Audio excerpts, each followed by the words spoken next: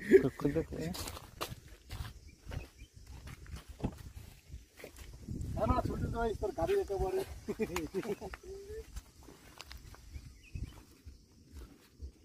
এখন ঠিক আছে এটা হাওয়াটাও পাচ্ছি এখানে মনে হচ্ছিল সেই জলবায়ু দিয়েছিলাম তিস্তার সরে এই জায়গাটা হাওয়া আছে এই ভ্যালি দিয়ে হাওয়া আসছে পাহাড়ে এই সাইডটা ধাক্কা খায় দৌড়ে দিচ্ছিল আসে টানেলের মতো হয়ে গেছে দুই কিলোমিটার তো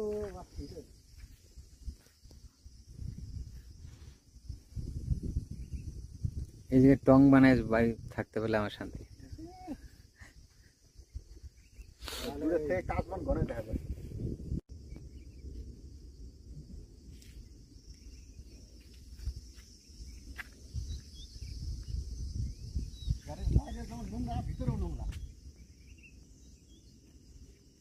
গাড়ি পালতে হলে ডেইলি কাছে থাকতে হয় বউ পালতে হলে যেমন ডেইলি কাছে থাকতে হয় গাড়ি ওরকম